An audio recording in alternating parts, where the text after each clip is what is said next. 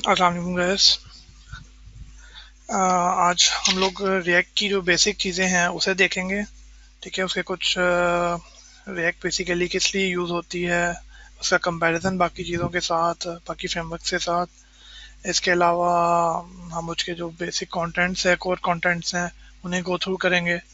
और उसके अलावा फिर लास्ट में हम लोग एक डेमो ऐप जिसमें उन सारे कॉन्सेप्ट्स को, उन मेजर कॉन्सेप्ट्स को यूज़ किया होगा, उन्हें हम गो थ्रू करेंगे। So let's start our first slide.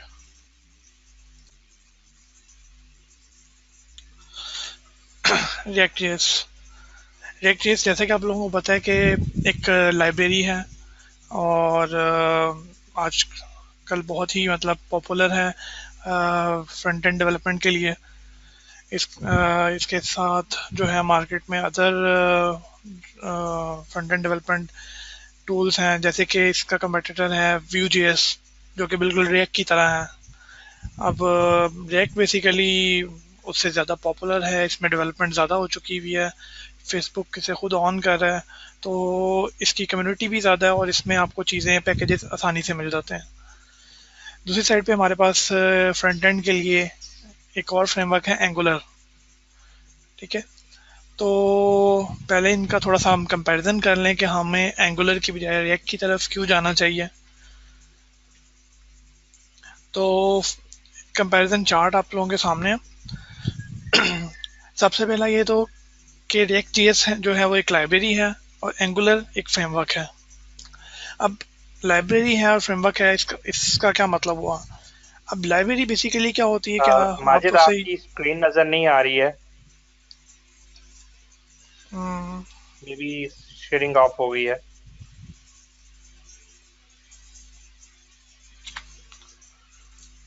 मैंने स्लाइड शो किया है इसे, स्लाइड शो खत्म करके मैं देखता हूँ। Okay. Is it visible screen. Now? Hello, No, not visible. Nope, can't see your screen. Just a second. Okay.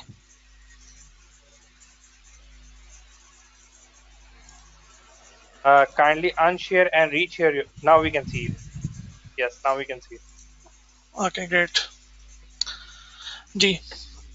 तो मैं बता रहा था बेसिकली लाइब्रेरी और फ्रेमवर्क। अब लाइब्रेरी बेसिकली होता है, आप इसे मतलब इजीली इसे कहीं भी यूज़ कर सकते हैं। मतलब जैसे आपने एक प्रोजेक्ट बनाया, लाइब्रेरी को आप किसी भी डेवलपमेंट के टाइम पे आप यूज़ कर सकते हैं।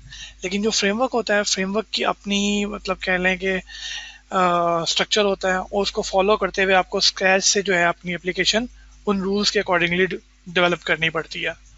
तो रिएक्ट चीज़ का एक फ़ायदा ये है कि आप अपने प्रोजेक्ट की डेवलपमेंट की किसी भी स्टेज पे हो तो इसे एज ए लाइब्रेरी यूज़ कर सकते हैं। सेकंड एडवांटेज क्या है रिएक्ट जेएस का, इजी टू लर्न। इसकी लर्निंग कर्व जो है वो काफ़ी कम है as compare to Angular JS. Angular के अंदर आपको उसके जो है जैसा कि मैंने बताया एक फ्रेमवर्क है, इसकी हर चीज़ आपको देखना पड़ेगी, इसमें कंपोनेंट्स कैसे बनाने हैं, आपने व्यूज़ कहाँ पे रखने हैं, और इसके अलावा किस तरह से आपने चीज़ों को मैनेज करना है, अपने कल रिक्वेस्ट एपीआई रिक्वेस्ट किस तरह से करनी है। तो ये सारी चीज़ें आपको देखनी पड़ेगी, जबकि रिएक्ट में ऐसा कुछ नहीं है। उसके अलावा जैसा कि अभी मैंने पहले बताया कि रिएक्ट जेएस जो है आप किसी भी टाइम पे मतलब एप्लीकेशन के डेवलपमेंट में यूज़ कर सकते हैं। जस्ट आप अगर आप चाहते हैं कि अपने आपकी वेबसाइट का एक पेज है, उसे आप रिएक्ट जेएस पे लाना चाहते हैं, तो जस्ट उसके ऊपर सी डी एन लिंक इसके ऐड करें, वो मैं आगे बताऊंगा कि किस तरह से इसको यूज़ करना है।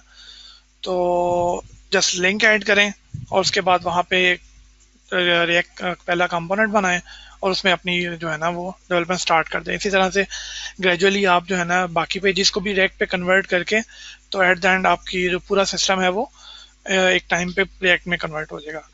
जबकि एंगुलर के केस में ऐसा नहीं है।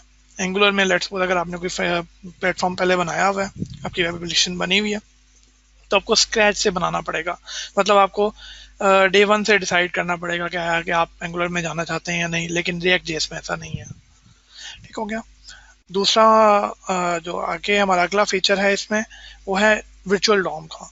वर्चुअल डॉम बेसिकली क्या है कि मतलब डॉम की तरह का एक स्ट्रक्चर है जो कि रिएक्ट जेएस मेंटेन करता है, जो कि रेगुलर डॉम से काफ़ी फास्ट होता है। तो इसकी वजह से जो है मतलब जो रिएक्ट जेएस की परफॉर्मेंस है वो एंगुलर की निस्बत ज़्यादा अच्छी है। अगला जो इसका है वो डिफरेंस एंगुलर से वो है one way data binding. Angular में जैसे आपको पता है कि टू वे डेटा बाइंडिंग होती है, आप व्यू पे कोई चीज़ चेंज करते हैं वो बैक एंड पे मॉडल पे चेंज हो जाती है।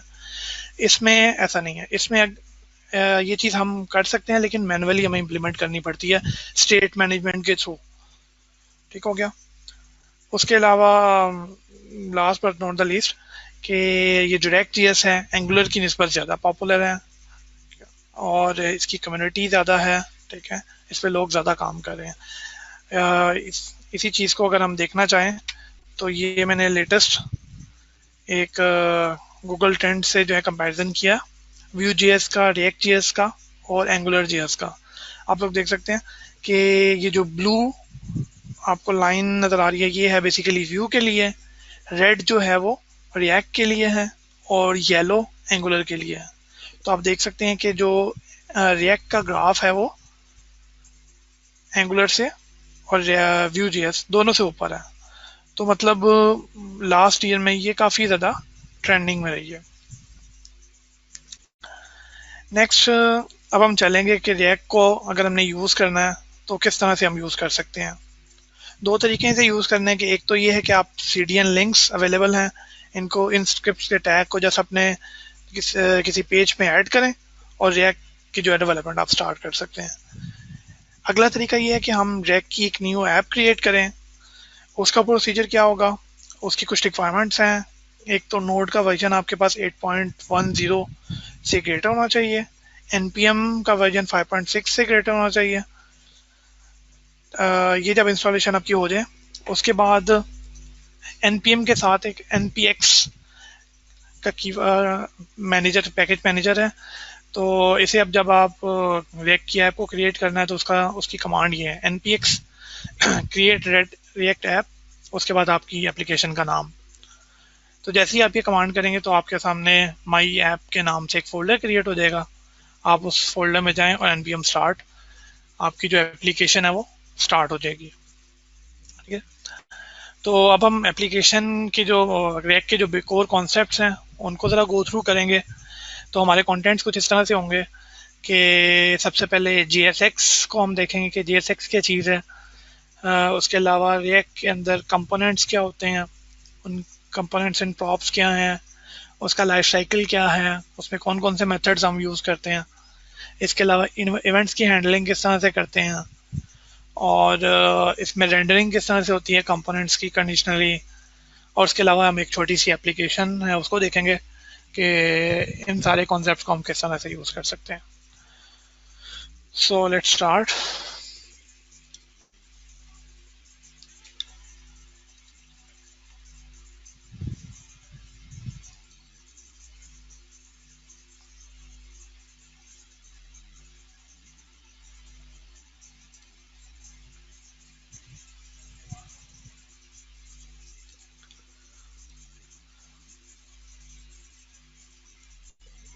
जी ये VS कोड की आपके पास विंडो अगर शो हो रही है तो मुझे काइंडली बता दें। जी नजर आ रही है। जी थैंक यू। अच्छा, तो सबसे पहले तो हम ये देखते हैं कि छोटा सा एक सिंपल सा वेरी कंपोनेंट है रिएक्ट जेएस का, वो किस तरह से बनाते हैं हम। जैसा कि मैंने आपको पिछले स्टेप में बताया कि हम दो तरीके हैं इसको यूज़ करने के, या तो स्क्रिप्ट के थ्रू आप इसे यूज़ कर लें, अपने पेज के अंदर इंक्लूड कर लें, या फिर नई रिएक्ट ऐप क्रिएट करें और ऐप एप्लीकेशन क्रिएट करने के बाद फिर इसे स्टार्ट करें। तो ये मैंने एक मतलब बेसिक सा उसका पेज एक बना लिया। ठीक है, इसके लिए एक HTML जो है वो पेज आपको ज़रूरत है। उसके अंदर हम एक डिव डिफाइन कर लेंगे जिसके अंदर हमने अपनी एप्लीकेशन को लोड करना है। ये बेसिकली इसे रूट डिव भी या रूट भी बोलते हैं, रूट एलिमेंट भी बोलते हैं। तो ये हमने यहाँ पे डिफाइन कर लिया। ठीक है, रिएक्ट को हमने बेसिकली इंपोर्ट कर लिया रिएक्ट के पैकेज से, रिएक्ट डॉम को इंपोर्ट कर लिया रिएक्ट डॉम के पैकेज से। अब हम इन्हें यूज़ करेंगे। तो यूज़ करने के लिए रिएक्ट की एप्लीकेशन को रिएक्ट डॉम का एक मेथड होता है रेंडर, जो कि जो एलिमेंट है या आपका कंपोनेंट है उसको रेंडर करने के लिए यूज होता है। इसके दो पैरामीटर होते हैं बेसिकली। फर्स्ट पैरामीटर इसका आपका जो भी एलिमेंट या जो भी कंपोनेंट आपने रेंडर करना है वो, और उसके बाद जिस एलिमेंट के अंदर आपने रेंडर करना है उसका आईडी। जैसे कि यहाँ पे मैंने देखें गेट एलिमेंट में आईडी करके रूट लिखा हुआ है, और यहाँ पे मैंने जो HTML बनाई थी उसमें div एक रूट के नाम से रखी हुई है। तो इस div के अंदर ये हमारी एप्लीकेशन लोड होगी। तो स्टार्ट करने के लिए हम इसे npm start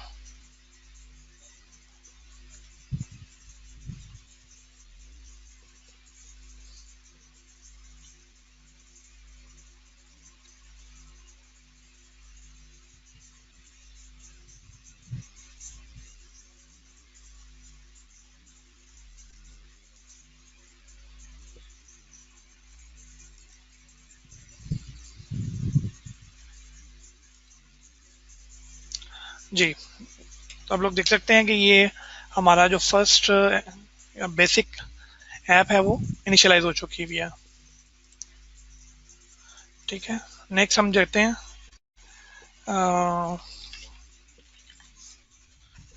JSX की तरफ। अब JSX बेसिकली क्या चीज़ है?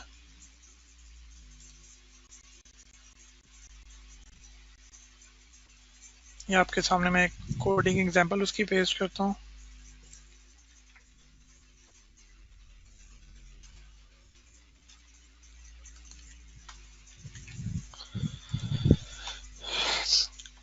जी, आप लोग देख सकते हैं कि ये जैसे कि पहले यहाँ पे मैंने एक div या h1 का टैग लगाया हुआ था, अब मैंने यहाँ पे एक एलिमेंट क्रिएट करके तो रेंडर के फंक्शन को पास किया हुआ है।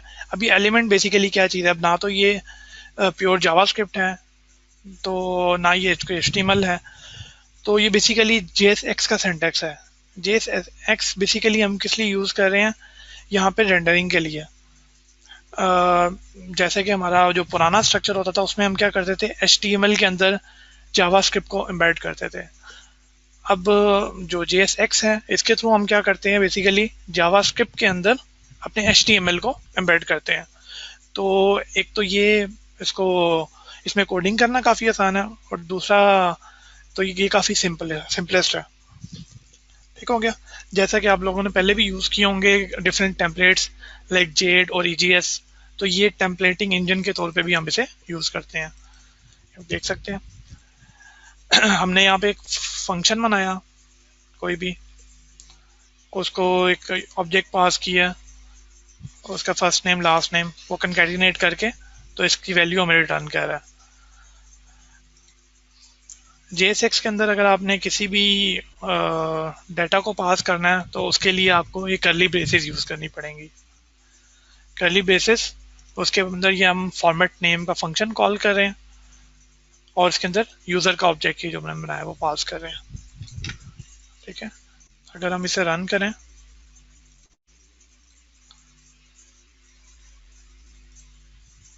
तो ये देखें ये यहाँ पे लोड हो गया। तो ये कुछ JSX का थोड़ा सा तारुफ था। अब हम अगली चीज़ पे जाते हैं, एलिमेंट्स। अब ये देखें, ये जो एलिमेंट है ये बेसिकली क्या चीज़ है? रिएक्ट डॉम का जो रेंडर मेथड है इसको हम एलिमेंट पास करते हैं। अब इन्हीं एलिमेंट्स को हम कंबाइन करके कंपोनेंट्स बनाते हैं, फिर उन्हीं कंपोनेंट्स को कंबाइन करके हम अपनी UI डिज़ाइन करते हैं। तो अगर हम इस तरह से कहें कि हमारी जो React.js ऐप है उसका जो बेसिक बिल्डिंग ब्लॉक है वो एक एलिमेंट है। ठीक है, तो जब हम बनाते हैं कंपोनेंट, कंपोनेंट के अंदर हम एलिमेंट्स को ऐड करते हमें जाते वाजिब हैं। आपकी स्क्रीन नहीं दिख रही है। स्क्रीन नहीं दिख रही? जस्ट अ जी सेकंड। ठीक है, थैंक यू। ये आई थिंक ऑटोमेटिकली ऑफ हो जाती है, इसका क्या इशू है?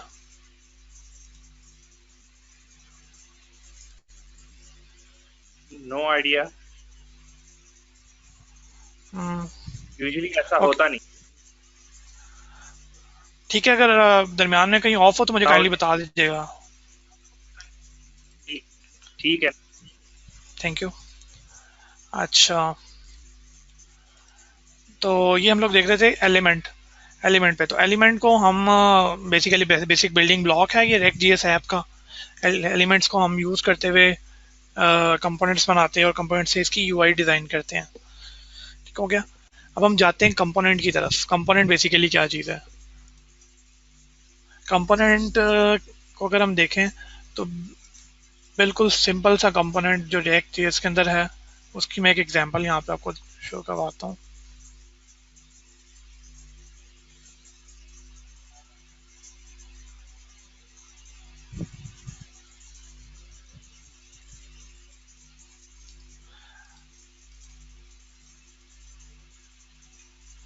अच्छा, उससे पहले हम लोग ये देख लेते हैं कि अगर यहाँ पे जो डाटा है एलिमेंट का अगर कोई चेंज करते हैं तो ये ऑटोमेटिकली इसको रेंडर नहीं करता। ठीक है, उसके लिए हमें मैनुअली इसकी रेंडरिंग करवानी पड़ेगी। जैसा कि एंगुलर में होता है कि टू वे बाइंडिंग होती है, जैसे ही आप डाटा चेंज करते हैं तो वो ऑटोमेटिकली आपको रेंडर्ड फॉर्म में आ जाता है। उसकी एक एग्जांपल पहले मैं आपको दिखा दूँ, फिर इसको हम आगे लेके चलेंगे।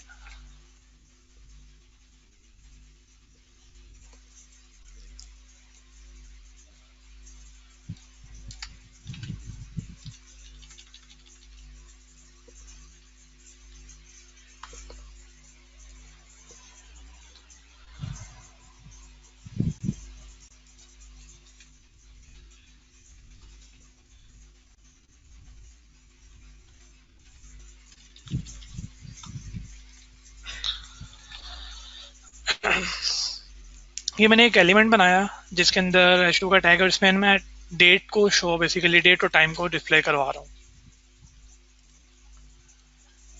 अब होना तो ये चाहिए कि जैसे जैसे डेट चेंज हो रही है, टाइम चेंज हो रहा है, तो इसको यहाँ पे अपडेट होना चाहिए, लेकिन ऐसा नहीं है क्योंकि ये ऑटोमेटिकली इसे रेंडर नहीं करता। ये रेंडर का मेथड जब भी एक कॉल होता है उस टाइम पे जो भी इसका डाटा होता है वो डिस्प्ले करवा देता है। तो अगर हमने इसको कॉन्टिन्यूसली डिस्प्ले करवाना है तो हम कुछ इस तरह का, भी फिलहाल हमें कोई मेथड नहीं पता, तो हम इसे री रेंडर करवाएंगे इस तरह से कि ये हमारा जो ऑब्जेक्टिव है वो अचीव हो जाए। उसके लिए हम क्या करेंगे, एक टाइमर लगा लेंगे जो कि 1 सेकंड के बाद दोबारा इस फंक्शन को कॉल करें। अब इसके लिए देखिए हम क्या कर रहे हैं। एलिमेंट हमने बनाया, अब एक दफ़ा जब वो टाइम डिस्प्ले करेगा उसके बाद तो वो रुक जाएगा। तो उसके लिए हमने क्या किया कि सेट इंटरवल कर दिया और उस फंक्शन को हम 1 सेकंड के बाद कॉल कर रहे हैं। तो जैसे ही फंक्शन कॉल होगा ये रेंडर का मेथड दोबारा कॉल होगा। रेंडर मेथड दोबारा कॉल होगा तो वो एलिमेंट को दोबारा से लोड करेगा। दोबारा से लोड करेगा तो ये डेट की जो अपडेटेड वैल्यू होगी वो आपको उस टाइम शो हो जाएगी। अब देख सकते हैं ये क्लॉक अब आगे चल रहा है।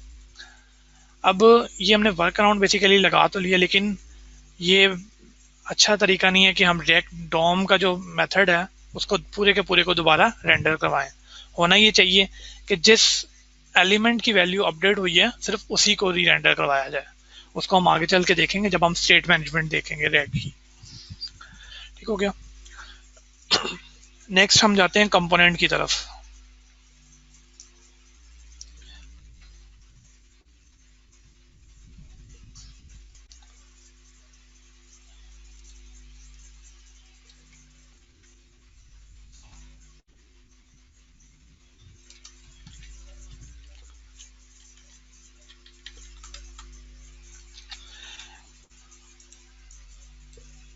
ये बेसिकली सबसे सिंपलेस्ट कंपोनेंट है रिएक्ट का। लाइक मैंने एक जावास्क्रिप्ट का फंक्शन बनाया, उसमें ये प्रॉप्स प्रॉपर्टीज, तो ये पास की मैंने पैरामीटर्स, और इसको JSX का एलिमेंट ये रिटर्न कर रहा है। तो और अगर हमने इसको डिस्प्ले करना हो, रेंडर करवाना हो, तो उसका क्या तरीका है, ये बेसिकली जो फंक्शन है ये कंपोनेंट के तौर पे शो हो रहा है, और इस कंपोनेंट को हमने डिस्प्ले करवाना हो तो HTML के टैग की तरह से हम शो करवा सकते हैं। और इसके अंदर नेम की वैल्यू लेट्स सपोज मैं माजिद पास कर देता हूँ।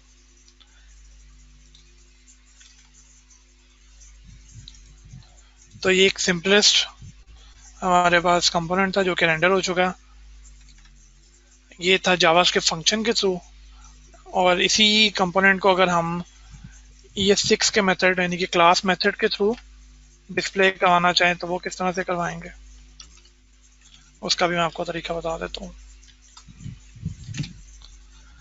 क्लास, ये 6 के अंदर जो क्लास का कीवर्ड यूज होता है उसके थ्रू हम एक वेलकम के नाम से बनाएंगे जो कि एक्सटेंड कर रहा होगा रिएक्ट कंपोनेंट को। जो रिएक्ट क्लास है बेसिकली इसका जो कंपोनेंट है उसको एक्सटेंड कर रहा है।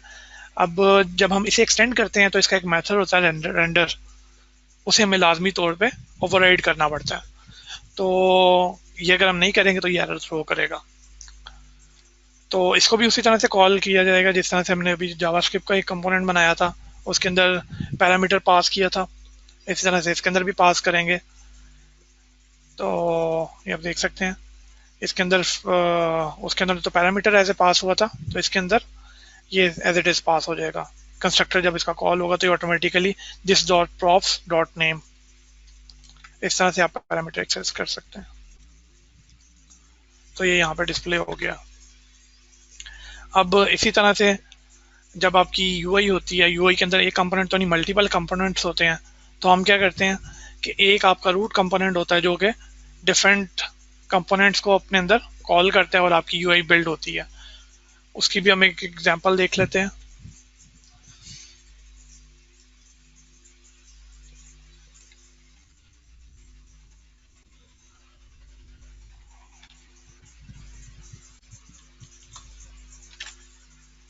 ठीक है, ये मेरा एक मेन कंपोनेंट है जो कि रिएक्ट कंपोनेंट को एक्सेस कर रहा है। उसके बाद एक वेलकम कंपोनेंट बना हुआ है ऊपर जो कि जो उसको पैरामीटर पास किए जाते हैं उसको डिस्प्ले करवाता है। तो ये क्या कर रहा है, वेलकम कंपोनेंट को कॉल कर रहा है मल्टीपल टाइम्स और एक डिव रिटर्न कर रहा है। ये चीज़ हमने जो है वो लाजमी ध्यान में रखनी है कि जब भी मेन कंपोनेंट में हमने कोई चीज़ रिटर्न करनी है तो वो एक एलिमेंट सिंपल होना चाहिए। मसलन अगर लेट सपोज अगर हम इस तरह से करेंगे, ये डिव हटा देते हैं, तो ये हमें एरर थ्रो करेगा।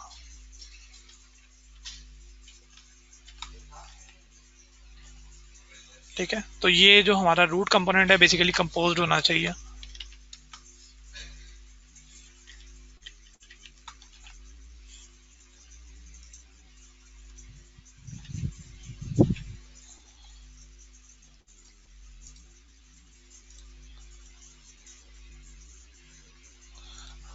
ठीक है, तो ये डिफरेंट कंपोनेंट्स जो हमारी यूआई के अंदर लोड होते हैं वो कुछ इस तरह से। अच्छा, अब हम देखेंगे कि इसका लाइफ साइकिल क्या होता है कंपोनेंट का और इसके कौन कौन से मेथड्स होते हैं जो कॉल होते हैं।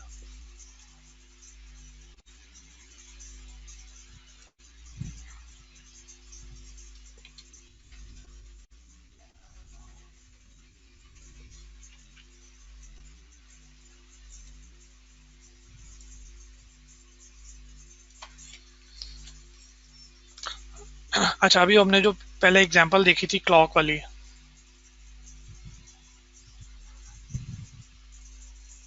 उसको हम यहाँ पे दोबारा से देखेंगे।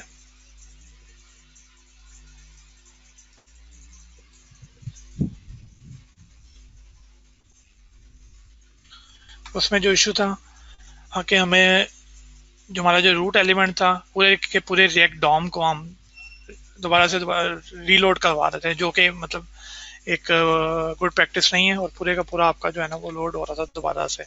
तो होना ये चाहिए था कि जिस एलिमेंट में चेंज हो रहा है, लाइक ये H2 एलिमेंट चेंज हो रहा है, तो इसी को रीलोड किया जाए। उसके लिए हम क्या करते हैं, क्लॉक का कंपोनेंट अलग से बना लेते हैं। अब इसके अंदर ये प्रॉप्स, ये सुपर मेथड, ये हमने लाजमी कॉल करना था कंस्ट्रक्टर के अंदर। उसके बाद स्टेट को हमने सेट कर दिया इनिशियली वैल्यू के साथ। इसमें दो मेथड हम यूज कर रहे हैं, ये लाइफ साइकिल मेथड है, एक है कंपोनेंट डिड माउंट, एक है component will unmount. Component did mount कब कॉल होता है, जिस टाइम पे आपकी जो रिएक्ट का जो कंपोनेंट है वो रेंडर हो चुका होता है। रेंडर होने के बाद कंपोनेंट डिड माउंट का जो मेथड है वो कॉल होता है। उसके अलावा जब आपका जो कंपोनेंट है वो डिस्ट्रॉय हो जाता है उसके बाद कंपोनेंट विल अनमाउंट का मेथड कॉल होता है। तो अब बेसिकली हम क्या चाह रहे हैं कि हमारा जो टाइम है वो बिल्कुल जैसे ही उसकी वैल्यू चेंज हो तो हमें वहाँ पे डिस्प्ले भी हो और हमें पूरे का पूरा री-रेंडर ना करवाना पड़े। तो हम क्या करेंगे, जैसे ही हम इस अपने एलिमेंट को डिस्प्ले करवाएंगे टाइम को, उसके बाद कंपोनेंट डिड बाउंड का जो फंक्शन है ये कॉल होगा। इसके अंदर हम एक इंटरवल सेट कर देते हैं सेट इंटरवल के नाम से, ठीक है। अब चूंकि जब इसे कॉल करते हैं एक आईडी रिटर्न करते हैं तो उसको हम क्लास की प्रॉपर्टी के तौर पे सेव कर लेते हैं, दिस डॉट टाइमर आईडी। अब क्या होगा, जैसे ही हम इसे सेव करवा देंगे तो फिर हर सेकंड के बाद ये कॉल होगा और टिक फंक्शन जो है हमारा ये कॉल हो जाएगा। जैसे ही टिक फंक्शन कॉल होगा ये, अच्छा इसके अंदर मैं बताना भूल गया कि हमारी जो स्टेट थी वो चेंज होगी। स्टेट को चेंज करने के लिए कभी भी आपने डायरेक्ट इसको मैं इस तरह से भी कर सकता हूँ कि लाइक टेक फंक्शन को मैंने हर सेकंड के बाद कॉल किया और जो dot state dot date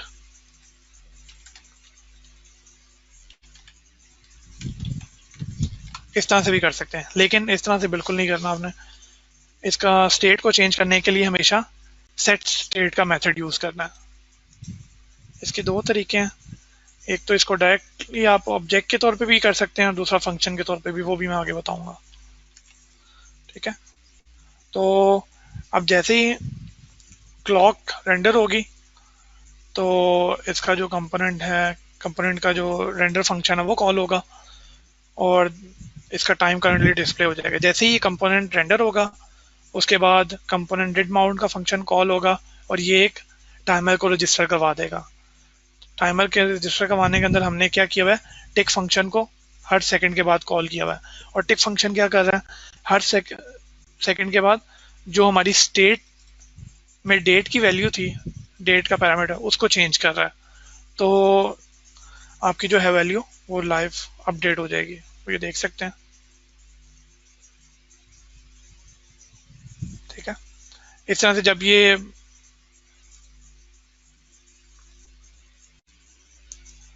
component destroy होगा तो इसका अनमाउंट के अंदर हमने जाके जो टाइमर रजिस्टर करवाया हुआ है उसको क्लियर भी करवा देंगे। इसकी रीज़न ये है कि मेमोरी लीक्स वैसे बचने के लिए, ठीक हो गया।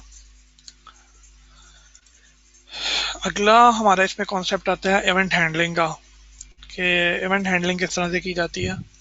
इवेंट हैंडलिंग इसमें सिंपल जिस तरह से हम जावास्क्रिप्ट के अंदर करते हैं, इसमें भी उसी तरह से इवेंट को हैंडल किया जाता है रेक के अंदर। उसकी एक एग्जांपल मैं शो करूंगा।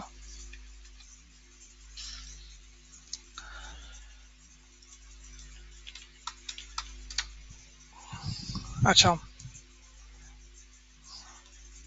सबसे पहले ये हमने टॉगल का एक कंपोनेंट बनाया टॉगल के नाम से।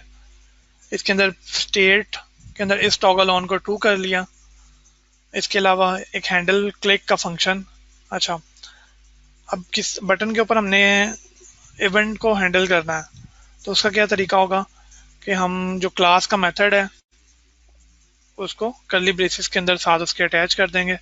तो जब भी ऑन क्लिक का इवेंट होगा तो ये फंक्शन कॉल हो जाएगा, ठीक हो गया। जैसे ही ये फंक्शन कॉल होगा तो स्टेट के अंदर जो हमारे पास ये प्रॉपर्टी पड़ी हुई थी स्टेट ऑब्जेक्ट की, इस टॉगल ऑन, इसे चेंज कर देगा। नॉट का साइन इसे जो भी इसकी वैल्यू होगी इसको ऑपोजिट कर देगा। और बटन का जो टेक्स्ट है वो हमने क्या रखा हुआ है, इस टॉगल ऑन, अगर वो ट्रू है तो हम उसको ऑन शो करवाएंगे, अगर वो ऑफ है तो, मतलब फॉल्स है तो ऑफ शो होगा। तो ये एक इवेंट हैंडलिंग की एग्जांपल है। अभी बेसिकली हमने डिफॉल्ट वैल्यूज की क्या सेट की हुई थी,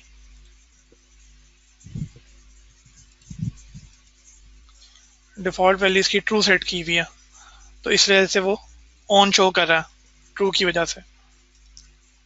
अब जैसे ही क्लिक करेंगे, क्लिक पे क्या होगा, क्लिक पे जाकर सेट स्टेट का मेथड कॉल होगा और इसकी स्टेट को ऑपोजिट कर देगा। मतलब अगर ट्रू है तो इसे फॉल्स कर देगा। ठीक है, तो ये इवेंट हैंडलिंग की एक एग्जांपल थी, किस तरह से हम रिएक्ट के अंदर इवेंट को हैंडल करते हैं।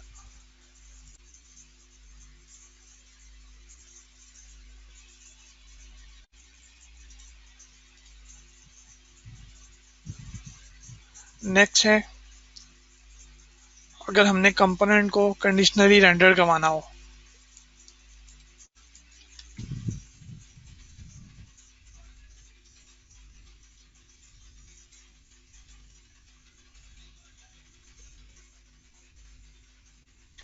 कंडीशनल रेंडरिंग रिएक्ट के अंदर किस तरह से होगी, उसकी एक एग्जांपल हम देख लेते हैं।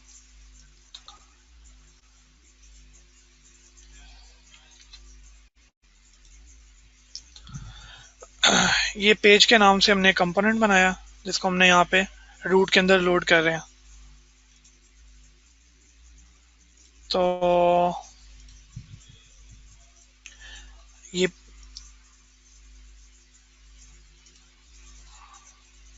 सबसे पहले इसके कंस्ट्रक्टर पे जाते हैं। इसकी एक स्टेट हमने रखी हुई है, स्टेट के अंदर जो प्रॉपर्टी है शो वार्निंग ट्रू की हुई है, और ये एक हमने इवेंट हैंडलर बनाया हुआ है, हैंडल टॉगल क्लिक का, जिसके अंदर हम उसकी वैल्यू को ऑपरेट कर रहे हैं। अब जिस टाइम पे ये रेंडर होगा, रेंडर का फंक्शन इसका क्या कर रहा है, कॉल जी, इसके अंदर हम जो पर वार्निंग का बैनर होगा उसको हम कंडीशनली हाइड या शो करवाएंगे। वो किस तरह से, वार्निंग बैनर, ये हमें क्या रिटर्न कर रहा है, डिव रिटर्न कर रहा है, क्लास नेम वार्निंग, और इस पर ये वार्निंग आ रहा है। ठीक है, अब अगर तो इसकी वैल्यू वार्न की ट्रू होगी तो हम इसे कंपोनेंट जो है इसकी वैल्यू ये डिव रिटर्न करवाएंगे। अगर वार्न जो है वो फॉल्स है तो हम नल रिटर्न करवा देंगे। नल रिटर्न करवाएंगे तो उसे कोई भी व्यू नहीं मिलेगा रेंडर करवाने के लिए, तो वो उस एलिमेंट को डिस्प्ले नहीं करवाएगा। ठीक है, अभी बाय डिफॉल्ट इसकी वैल्यू शो वार्निंग की ट्रू है। जैसे हम इसे सेव करते हैं, ये वार्निंग हमारे पास ऊपर शो हो रहा है। जैसे हम इसे करेंगे तो ये स्टेट सेट स्टेट का मेथड कॉल होगा और इसे टॉगल कर देगा। ठीक हो गया, स्टेट शोइंग, इसकी वैल्यू चेंज कर देगा। जैसे ही वैल्यू चेंज होगा, अब क्योंकि हम शो वार्निंग को वार्निंग बैनर को कॉल करते हुए जो इसकी स्टेट है, बेसिकली हम जो रूट की स्टेट है, ये पेरेंट कंपोनेंट की स्टेट है, उसी को पास कर रहे हैं आगे, this dot state dot show warning. तो ये यहाँ पे जाके प्रॉप्स डॉट वार्न में शो हो जाएगी।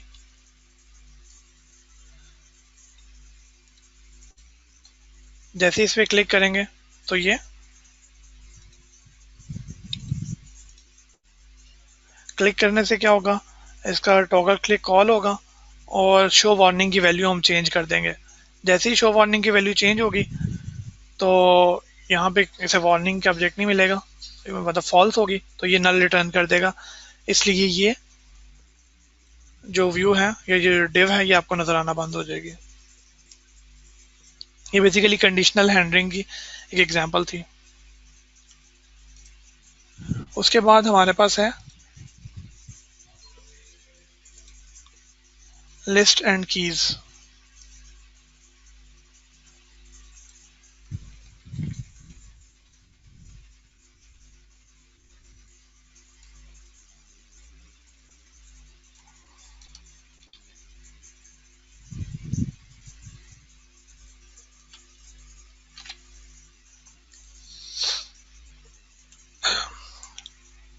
अब लेट सपोज एक आपके पास अरे है, लिस्ट है, इसको आपने शो करवाना है रिएक्ट के अंदर, तो वो किस तरह से हम यूज़ करेंगे, हम नंबर लिस्ट के नाम से एक कंपोनेंट बना लेंगे।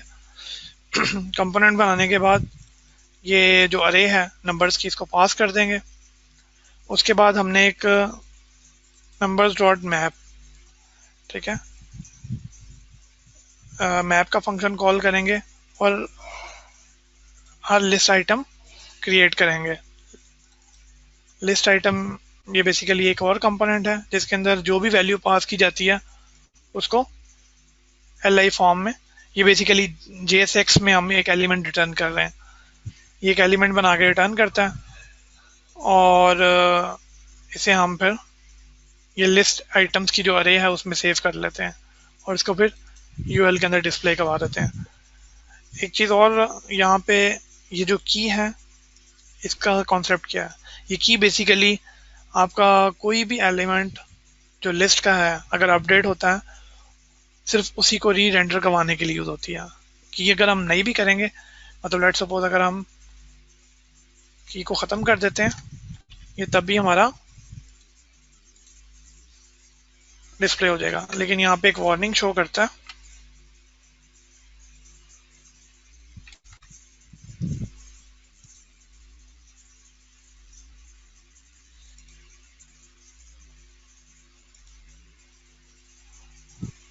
ठीक है, each child in a list should have a unique की। तो अगर हम यहाँ पे की नहीं रखेंगे तो जिस टाइम वो अपडेट होगी तो रेंडर का मेथड प्रॉपरली वर्क नहीं करेगा। तो उसके लिए हमें यहाँ पे एक की लास्ट में डिफाइन करनी पड़ेगी जो कि यूनिक होनी चाहिए। अब क्योंकि और एक तो यूनिक होनी चाहिए, दूसरा जो ऑब्जेक्ट हम रेंडर करवा रहे हैं उससे रिलेटेड होनी चाहिए। अब जो इनकी वैल्यू थे फिलहाल हमने इसी को की बनाकर तो लिस्ट आइटम के साथ डिस्प्ले करवा दिया। ठीक हो गया। तो ये कुछ बेसिक कॉन्सेप्ट्स हैं। इसके अलावा अभी हमारे पास फॉर्म्स भी हैं, लेकिन अभी वो थोड़ा सा लंबा हो जाएगा, तो फिलहाल हम जो है वो उसकी तरफ चलते हैं, अपनी एक बेसिक एप्लीकेशन की तरफ जो कि इन सारे कॉन्सेप्ट्स को यूज़ करके हमने बिल्ड किया। उसका अगर हम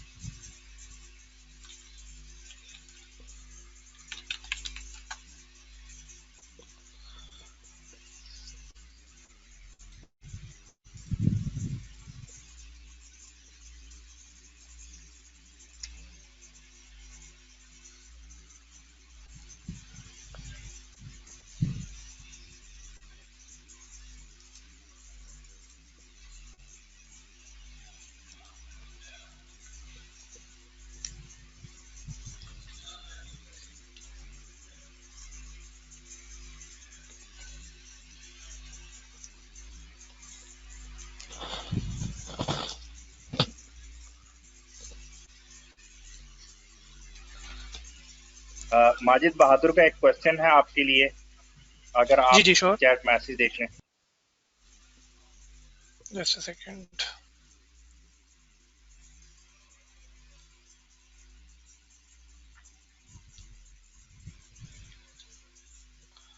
जी बिल्कुल, हम इसे यूज़ कर सकते हैं क्योंकि जावास्क्रिप्ट के अंदर जब भी आपकी कोई कोई वैल्यू होती है, बुलियन वैल्यू, और उसको एंड किया जाता है किसी एक्सप्रेशन के साथ, तो हमेशा उसकी वैल्यू एक्सप्रेशन ही होती है। अगर आपका जो state value, let's suppose show की वैल्यू अगर फॉल्स है तो आपका ये जो एक्सप्रेशन है ये भी रिटर्न नहीं होगा, और अगर शो की वैल्यू ट्रू है तो ये बेसिकली आपकी जो वार्निंग है उसको डिस्प्ले करवा रहा है। बिल्कुल आप सही कह रहे हैं, इसको ऐसे भी हम डिस्प्ले करवा सकते हैं।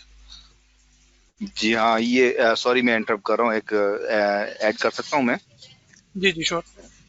जी हाँ, ये एक्चुअली वार्निंग अगर हमने अलग से कंपोनेंट बनाया है उसके ये फायदा होगा हमें कि हम नल किसी तरीके से रिटर्न नहीं करा सकते, यानी कि ये कंपोनेंट जो है कोई ना कोई एलिमेंट जरूर रिटर्न करेगा, ठीक है। उस पर बिल्कुल उस कंपोनेंट में जाकर हम जो है उससे हम बच जाएंगे कि क्या as the base of props आपने जो भेजा है वो ट्रू है या फॉल्स है, उस बेस पर मुझे नल भेजना है या कोई एलिमेंट्स भेजना है, ठीक है। तो ये एक छोटा सा मैं ऐड करना चाह रहा हूँ, सॉरी फॉर अगर आपको ठीक है। जी जी जी, थैंक यू। ये बड़ा अच्छा आपने पॉइंट बताया कि लाइक बहादुर ये कह रहे हैं कि हमने यहाँ पे भी जो पिछली एग्जांपल की थी, मैं एक मिनट ठहरे आपको दोबारा से एक्सप्लेन कर देता हूँ वो एग्जांपल।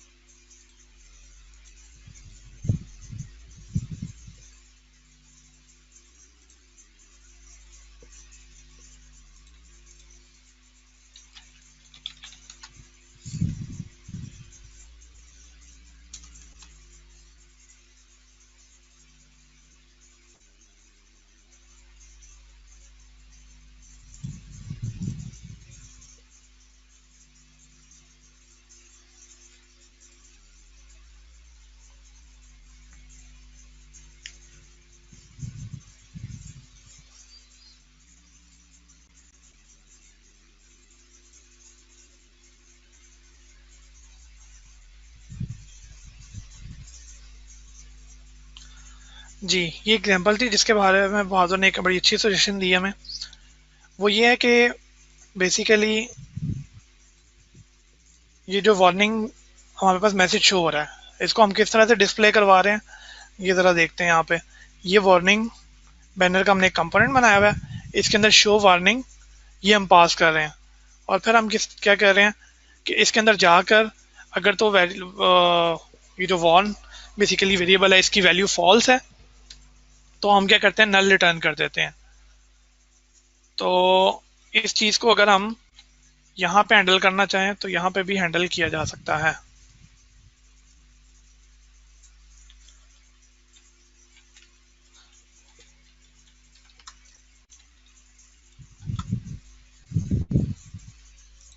ये हमारे इसका नाम था वार्निंग बैनर।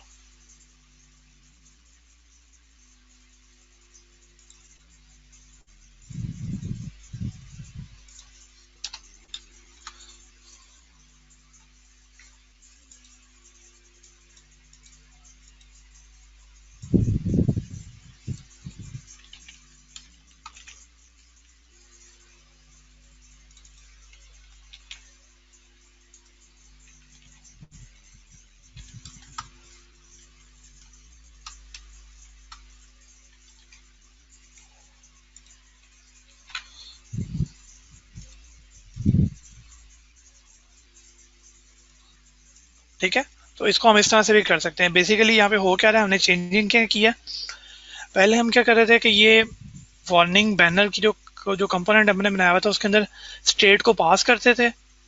ठीक है, स्टेट की वैल्यू को, तो वो चेक करता था, अगर तो इसकी वैल्यू फॉल्स है तो नल रिटर्न कर देता, मतलब हमने कुछ भी रेंडर नहीं करवाना। और अगर ट्रू होती थी तो वो ये इफ की कंडीशन नहीं चलती थी और ये हमारे पास व्यू आ जाता था।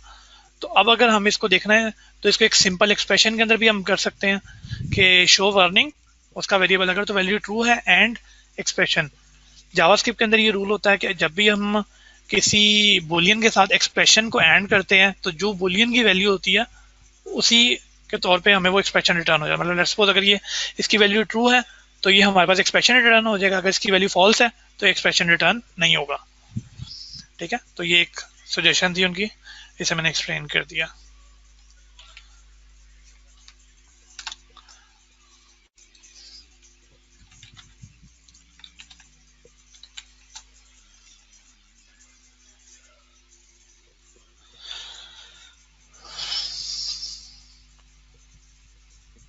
अच्छा, अब हम लोग मूव करेंगे अपनी एक जो डेमो ऐप मैंने बनाई है उसके, जिसके अंदर ये सारे कॉन्सेप्ट हमने यूज़ किए हैं।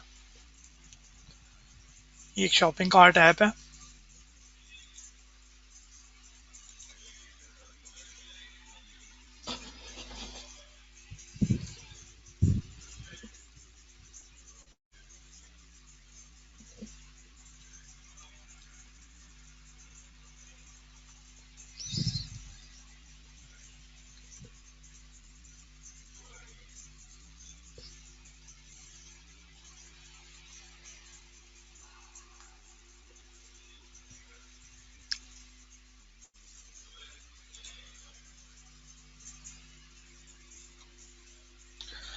जी, तो ये एक सिंपल सी ऐप है। इसके अंदर बेसिकली क्या हो रहा है कि ये आपके पास एक शॉपिंग कार्ट है, इसके अंदर आपके पास टोटल आइटम्स आ रही हैं कि कितनी आपने ऐड की हुई हैं। ये नीचे एक रीसेट का बटन है जो कि दोबारा से सबको रीसेट कर देता है। ठीक है, लेट्स सपोज ये देखें, इसकी मैंने क्वांटिटी 3 कर दी है इस आइटम की, और ऊपर आइटम 1 आ रही हैं। इस तरह से जैसे मैं दूसरी को सिलेक्ट करता हूँ तो मेरे पास यहाँ पे 2 आइटम्स आ गए हैं। इस तरह से यहाँ से मैं किसी के आइटम को डिलीट भी कर सकता हूँ। और ये रीसेट का बटन है। ठीक है, तो इसका हम जरा कोड देखेंगे, ये बेसिकली किस तरह से बिल्ड की गई है।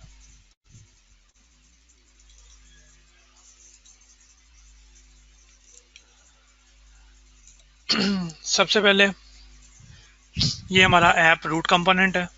इसको हमने जो हमारी जो रूट डिव है उसके अंदर लोड करवा लिया।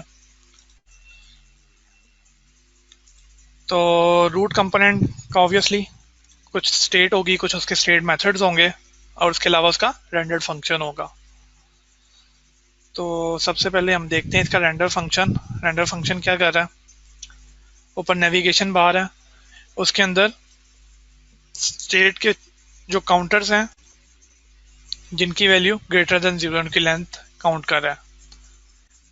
ये हमारे पास स्टेट का ऑब्जेक्ट है। बेसिकली जिन जिन की वैल्यू ग्रेटर देन 0 होगी वो उन्हें काउंट कर लेगा।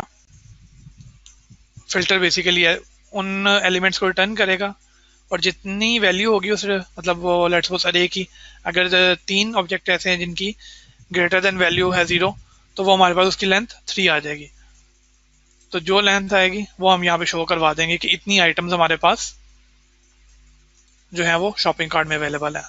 नेविगेशन बार में ये आ जाएगा। ठीक हो गया। अगला हम चलते हैं हमारी जो मेन क्लास है, जो कि सारी ये बॉडी डिस्प्ले करवा रही है।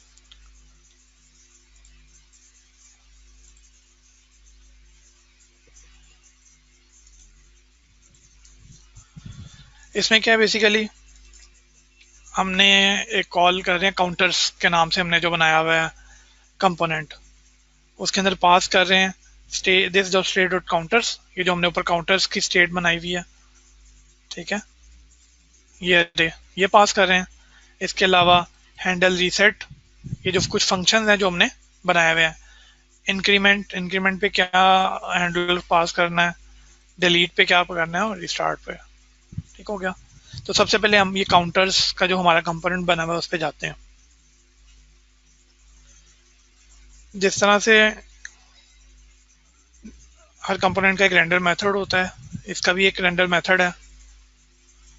जो हमने स्टेट में वैल्यू पास की थी यहाँ से ऐप के थ्रू, ये सारी values counters, on reset, on increment, ठीक है, तो उनको यहाँ से हमने स्टेट से एक्सट्रैक्ट कर लिया, प्रॉप से एक्सट्रैक्ट करके इनको हमने निकाल लिया। अब हम क्या करेंगे, सबसे पहले जो हमारे यूआई में बटन है ऑन रीसेट का, ठीक है, ऑन रीसेट का बटन डिफाइन करेंगे। इसके ऑन क्लिक के ऊपर ऑन रीसेट का फंक्शन या ऑन रीसेट का हैंडलर जो कि हमने ये प्रॉप्स के थ्रू गेट किया, ठीक है, और प्रॉप्स के थ्रू कहाँ से आया, यहाँ से आया हैंडल रीसेट। इसमें हम क्या कर रहे हैं, स्टेट के जो सारे काउंटर्स हैं उनकी वैल्यूज 0 कर रहे हैं। 0 करने के बाद वो सारे हमारे पास ऑब्जेक्ट्स रिटर्न कर देगा, और स्टेट को सेट कर रहे हैं सेट स्टेट के थ्रू, ठीक है, तो काउंटर्स की वैल्यू रीसेट हो जाएगी।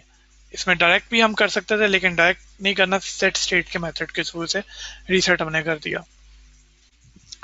ठीक हो गया। नेक्स्ट हमारे पास आ जाता है, अगर हम अपनी व्यू देखें, ये सारा व्यू जिसके अंदर हमारी सारी आइटम्स लिस्ट हो रही हैं जो हमारी प्रोडक्ट्स हैं। अभी जो मैंने आपको लिस्ट एंड कीज को जिस तरह से इसमें यूज करना है वो बताया था, इसमें हम क्या करेंगे, काउंटर के नाम से एक बना लेंगे कंपोनेंट जो कि हर एलिमेंट को डिस्प्ले करवाने के लिए, ठीक है। काउंटर की जो की है वो li के साथ नहीं, हमेशा जिस टाइम पे हम ये मैप का फंक्शन कॉल करेंगे वहां पे इसको कॉल करना है, की को डिफाइन करना है कि यहाँ पे हमने सेट कर दी।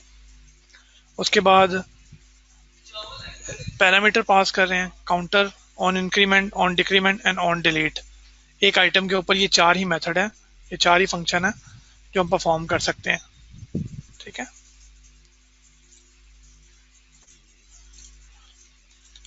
काउंटर में आ जाए। ये एक हमने रो डिफाइन की। सबसे पहले जो उसकी वैल्यू है काउंटर की वो हमने देखना है कि हमने कितनी आइटम्स इसमें ऐड कर ली हैं उस प्रोडक्ट की, तो वो यहाँ से हम गेट करेंगे। बेसिकली जो प्रॉप्स हमने पास की थी, ये काउंटर का पूरा ऑब्जेक्ट पास किया। बेसिकली ये काउंटर्स की अरे थी, काउंटर का पूरा ऑब्जेक्ट हमने पास कर दिया आगे। इसकी जो काउंटर की वैल्यू होगी, अगर तो 0 है तो हम वहां पे 0 शो करवा देंगे, अदरवाइज उसकी वैल्यू शो करवा देंगे। ये देखें अभी तो 0 था इसलिए 0 शो हो रहा है, जैसे ही हम इसको इंक्रीमेंट करेंगे तो उसकी वैल्यू यहाँ पे आ जाएगी। ठीक हो गया। उसके बाद हमारे पास हर आइटम के अगेंस्ट उसके 3 फंक्शंस हैं, इंक्रीमेंट, डिक्रीमेंट और डिलीट का। सबसे पहले इंक्रीमेंट का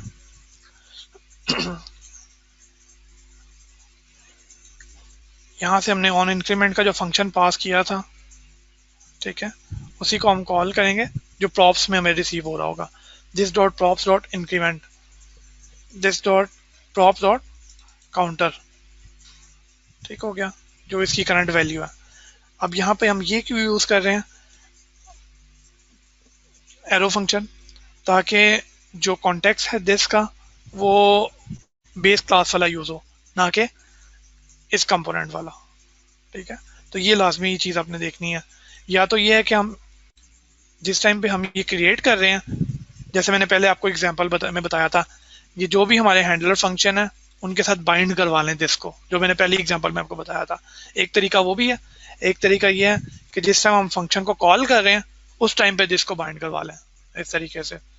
ठीक है, तो दोनों तरीकों से आप कर सकते हैं। तो ऑन क्लिक पे ये फंक्शन कॉल होगा हमारा ऑन इंक्रीमेंट का।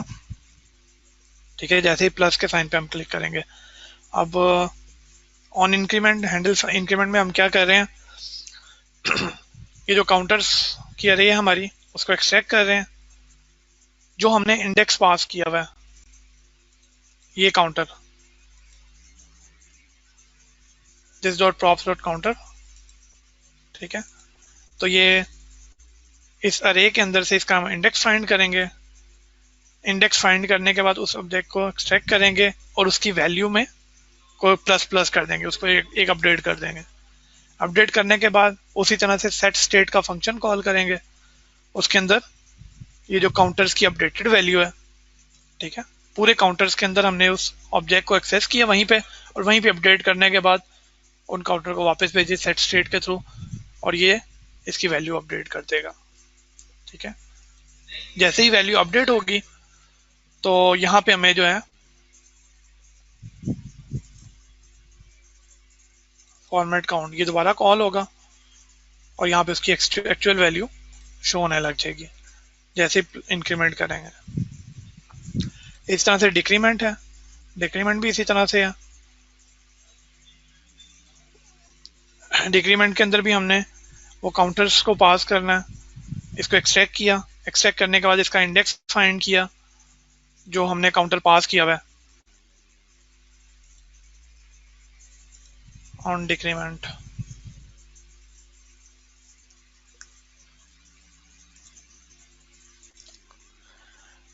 ठीक हो गया, on decrement this dot props dot counter, इसको हमने पास कर दिया। ठीक है, और इसी तरह से हम इसको डिसेबल भी कर सकते हैं।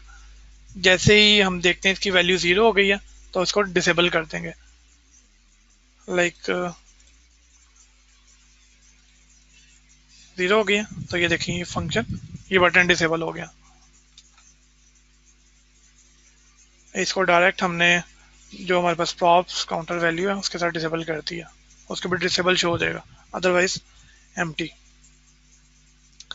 इसी तरह से डिलीट है, अगर आपने एलिमेंट को रिमूव करना है तो उसका आईडी पास हो जाएगा। यहाँ पे आईडी पास होने के बाद डिलीट में आपने क्या करना है,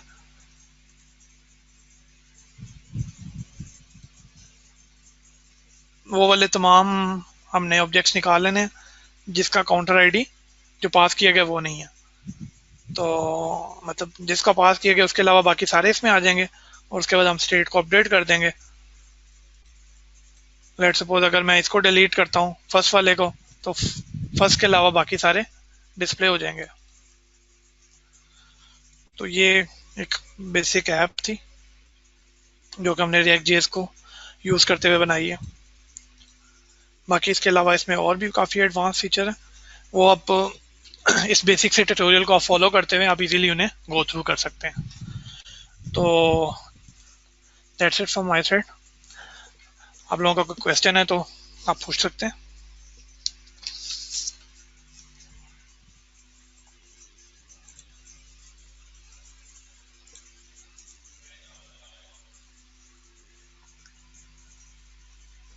एक क्वेश्चन तो नहीं है, एक दूसरी सजेशन है अगर देना चाहूंगा मैं एनपीएम के हवाले से। जी जी श्योर। जी मैं पिछली मेरे क्लाइंट के साथ एक प्रॉब्लम आया था। मैं ज़्यादातर जो पैकेजेस इंस्टॉल करने के लिए मैं एनपीएम ही यूज़ करता था, ठीक है। तो क्या होता था कि अगर बहुत सारे पैकेजेस आपको इंस्टॉल हैं और कुछ पैकेजेस ऐसे होते हैं जिसकी डिपेंडेंसी होती है आपस में, तो उनको कैटर करने के लिए आपकी लिंक एनपीएम की लिंक कमांड चलानी पड़ती है। तो वो आपको पता नहीं होता कि कौन सी अगर है या नहीं है, तो आगे चल के जब आप सिर्फ लिंक नहीं करते हैं तो प्रॉब्लम आ जाती है कि लिंकिंग कमांड। इसका बेस्ट यूज है कि एनपीएम के बजाय आप यान यूज करें। यान कमांड जो है वो इन सारी डिपेंडेंसी को जो है टैकल करती है और लुक आफ्टर करती है जो भी है।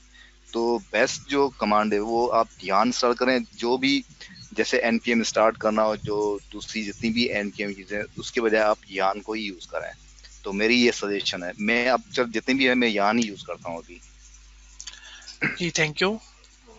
बिल्कुल ये एक अच्छी चीज़ आपने बताई है कि ये चूँकि एक इनिशियल ट्यूटोरियल था इसलिए हमने इसमें एनपीएम यूज़ किया, तो ज़रूर इस चीज़ को भी देखा जाएगा कि यान में उसमें क्या बेनिफिट है। मैं इसे गो थ्रू करूँगा।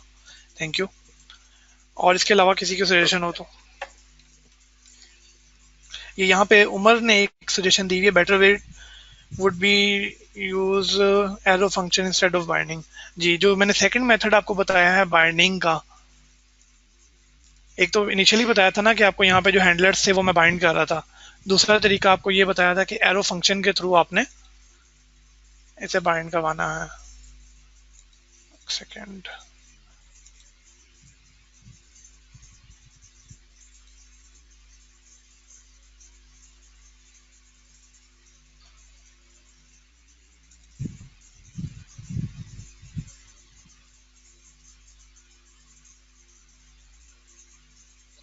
आई think we are running out of time. अभी क्वेश्चन आंसर ले लेते हैं अगर किसी का क्वेश्चन है। बाकी ट्रेनिंग हम इसके फ्यूचर में देखते हैं, आगे इसके एडवांस टॉपिक वगैरह को अगर देखने में। जी sure. Anyone have any question please? जी अस्सलाम वालेकुम। अच्छा मेरा एक क्वेश्चन है, अगर रिएक्ट को हम लारावेल के साथ अगर इंटीग्रेट करना चाहते हैं तो उसके लिए क्या मेथड है और क्या जो प्रॉपर यूजेज है वो किस तरह, लाइक सीडीएन के थ्रू करेंगे जिस तरह आपने शुरू में कहा कि या तो लिंक्स हम ऐड कर सकते हैं सीडीएन के, या पूरा उसको एनपीएम के थ्रू डाउनलोड कर सकते, तो कौन सा वाला बेस्ट वे है और उसके लिए हमें क्या क्या चाहिए होता है? Thank you. वेलकम।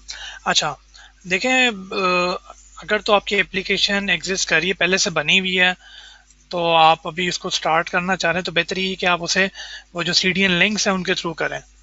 हाँ अगर आप बिल्कुल स्क्रैच से बना रहे हैं तो अब जो नई ऐप पर आप बनाते हैं इसमें आप अपनी मर्जी से स्ट्रक्चर बना सकते हैं सारा अपनी जो एप्लीकेशन है उसका। अब क्योंकि आपकी एप्लीकेशन बनी होगी पहले से, तो बेहतर ये है कि आप उस सीडीएन लिंक्स के थ्रू फिलहाल यूज़ करें, और जब आहिस्ता आहिस्ता आप समझते हैं कि आपकी एप्लीकेशन कन्वर्ट हो गया तो उसके बाद उसको पूरी रिएक्ट ऐप के ऊपर ले जाएं।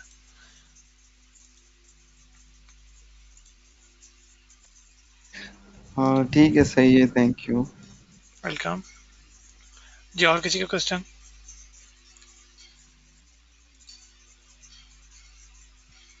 अच्छा, ये जो अस्सलाम वालेकुम, मैं अमर बात कर रहा हूँ।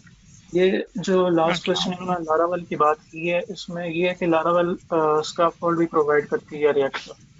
तो आप लारावेल के डॉक्यूमेंटेशन में देख लें, उसमें आपने बस एक कमांड रन करनी है, वो आपको पूरा रिएक्ट का प्रोजेक्ट लारावेल के अंदर ही जनरेट करके दे देगा।